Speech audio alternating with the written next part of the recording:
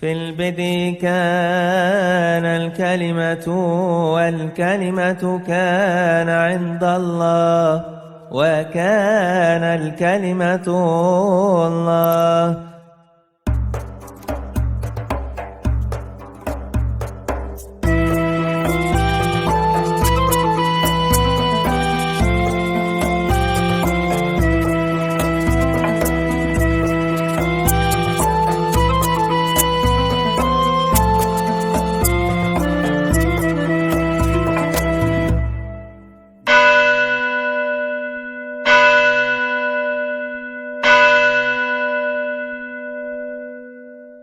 Nah, dengan kehadiran kita ke Tanah Suci, kita menambahkan satu poin lagi.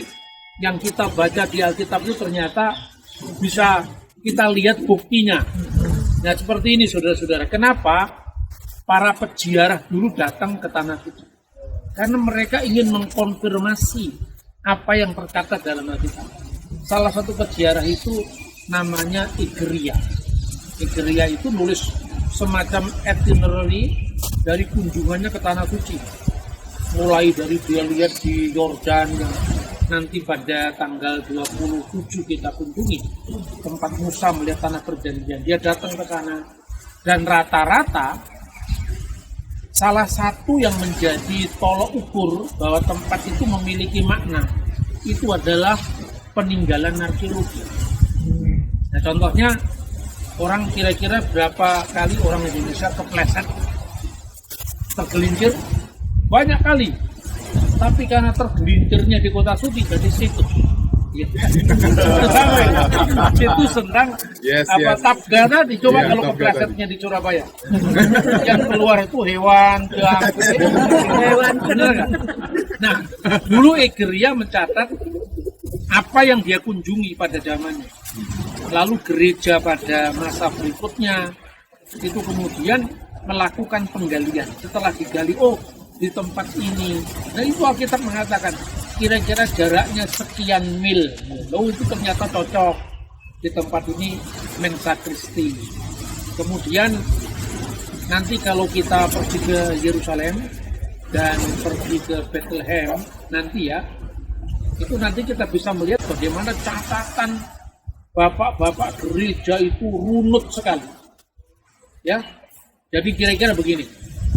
Pada kira-kira tahun 130 Masehi itu terjadi yang namanya Perang Yahudi kedua. Kalau Perang Yahudi pertama itu berakhir dengan hancurnya Beit Hamikdash, Bait Suci, tahun 70 Masehi. Dan sampai sekarang orang Yahudi memperingati apa yang namanya Tis'a B'Av, tanggal 9 bulan Ab. Itu bertepatan dengan tanggal 5 Agustus tahun 70 Masehi. Bayangkan, bukan hanya tahunnya yang bisa dihitung, tanggalnya, bulannya, bulan Ibrani kesekian, bulan Masehi kesekian bisa dihitung. Jadi Alkitab itu benar-benar sejarah. Banyak orang mengatakan, mana ayatnya tidak ada? Ya memang, karena kita tidak bisa baca. Ayatnya ada, misalnya untuk menghitung kelahiran Yesus. Kemarin kita minta maaf, saya tidak mungkin menyampaikan di bus ya. Karena guide kita bukan seorang Kristiani, dia bikin kesalahan. Maka saya koreksi sekarang. Betul. Yesus tidak lahir di Yeriko. Yesus lahir di bawah pohon kurma. Lalu dikait-kaitkan antara kurma dengan Bunda Maria dulu menjadi kuat karena makan kurma. Ya kan? Lalu yang ada kurmanya di Yeriko, maka Yesus lahir di Yeriko. Nah itu salah. Yesus jelas lahir di Bethlehem, bukan di Yeriko. Itu catatannya jelas dalam Alkitab. Bukan hanya catatannya jelas, tapi jejak sejarahnya juga jelas. Makanya kita tidak hanya berdasarkan teks asli dan konteks asli Alkitab, tetapi ada yang namanya sejarah dan arkeologi. Sejarah dan arkeologi, karena itu penting ya. Satu contoh gini, ketika tahun 135 terjadi Perang Yahudi kedua. Perang Yahudi kedua itulah yang menjadi awal perpecahan gereja dengan Yahudi. Karena apa? Di Perang Yahudi kedua itu Rabi Akiba, rabi yang sangat terkenal, itu mempercayai pemimpin revolusi yang namanya Simon Bar Kokhba sebagai Mesias Israel. Dan bagi orang Kristen itu tidak ada kompromi. Karena hanya satu pemimpinmu, yaitu Mesias, Yesus Kristus. Makanya orang Kristen tidak mau mengikuti lagi harapan nasional bangsanya. Lalu sejarah mencatat orang-orang Kristen di Yerusalem yang dinamakan orang-orang Nosrim atau orang-orang Nasrani itu kemudian memisahkan diri dan mereka pergi ke satu tempat, salah satu dari 10 kota yang disebut Dekapolis. Tempat itu sekarang salah satunya di Yordan, namanya Pela. Itulah sebabnya Bapak Ibu bisa melihat gereja purba yang sangat lengkap ya. Kalau Bapak Ibu mau tahu bahasanya perjanjian baru, itu seperti Romo Tim tadi membaca doa Bapa Kami, kemudian doksologi, doksa, patri, keto, yuketo, mati, masih terlestarikan sampai hari ini. Tapi kalau Bapak Ibu mau mengikuti kira-kira Tuhan Yesus bicara sehari-hari pakai bahasa apa, sampai sekarang masih ada gereja Ortodoks Syria, gereja Maronit, gereja Assyria Timur yang memakai bahasa Aramaik lengkap. Arkeologi pertama itu ditemukan di Mesir ketika penemuan yang namanya Rosetta Stone, batu Rosetta. Di situ ada 3 huruf hieroglif Mesir kuno yang dipakai di kalangan imam-imam. Lalu huruf demotik, dari kata demotik itu kata demos, huruf yang berlaku bagi rakyat kebanyakan, dan huruf Yunani. Awal penemuan batu Rosetta itulah yang akhirnya melahirkan biblical arkeologi, sehingga kita bisa mengetahui nama-nama Fir'aun, Ramses, Tutmose, itu dari situ. Cleopatra yang dulu hanya dikenal lewat sejarah dan drama, ternyata tercantum namanya di situ, Cleopatra dan Ptolemeus. Lalu orang bisa mulai menggali lewat arkeologi, penggalian kota Abraham di Irak namanya Ur. Lalu kemudian penggalian Jericho dan akhirnya penggalian di tanah suci.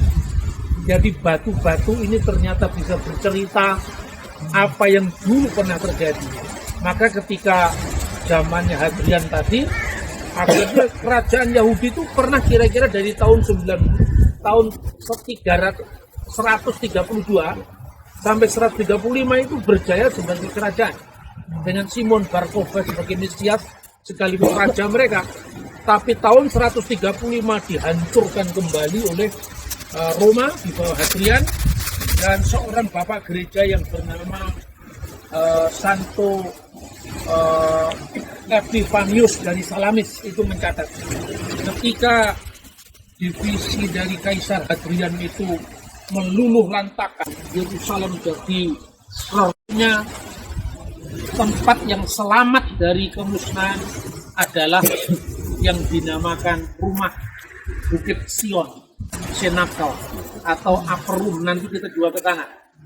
Itu kemudian dalam penggalian arkeologi di tahun 1948 ditemukan sebuah ceruk ya untuk kiblat ibadah yang dulunya setiap sinagog itu rumah ibadah semua menghadap ke Yerusalem. Tapi ini menghadapnya ke Golgota. Karena apa? Karena Yesuslah yang menjadi pusat ibadah gereja mula-mula, bukan lagi bentuk bangunan fisik. Nah, inilah yang bisa kita pelajari selama kita di Tanah Suci. Kemudian nanti kita bisa belajar ketika di Bethlehem, ya, kenapa Yesus kok lahirnya di gua? Padahal yang kita bayangkan itu kandang pada musim dingin seolah-olah tidak punya tempat dicari penginapan itu kan. Ternyata yang kita lihat kok gua, kenapa?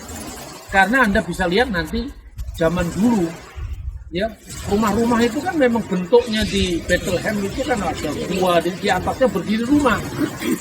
Nah, mula-mula kemungkinan besar itu menurut catatan dari Kardinal Ratzinger yang akhirnya menjadi Paus Benedictus XVI, itu Bunda Maria datang dari Nazaret karena keluarga Daud harus disensus menurut nama besar keluarganya.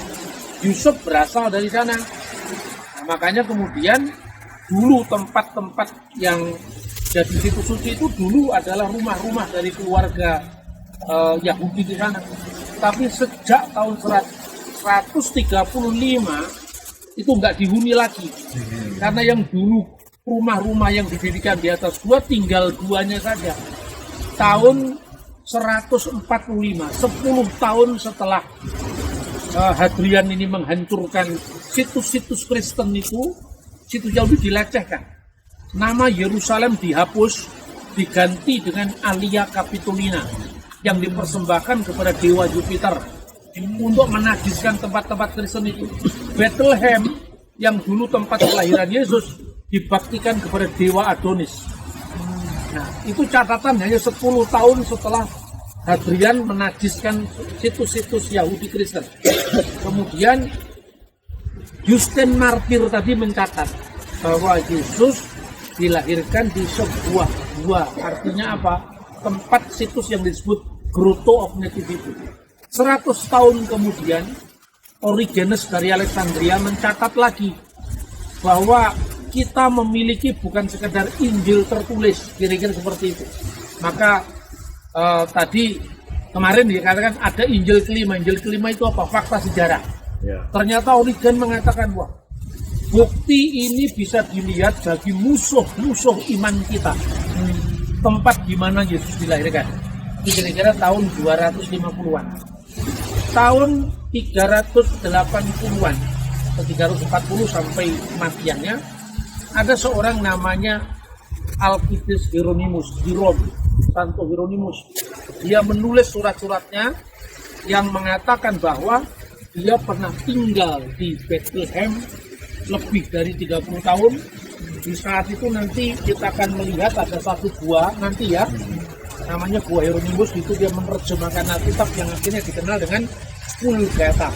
Dan dia mengatakan juga bahwa akhirnya Ratu Helena mendirikan gereja di atas situs yang sudah dikenal tahun 132, 145, tahun 250.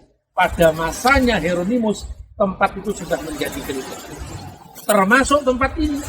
Dulu Egeria pernah mencatat tentang keberadaan Mensa Christi.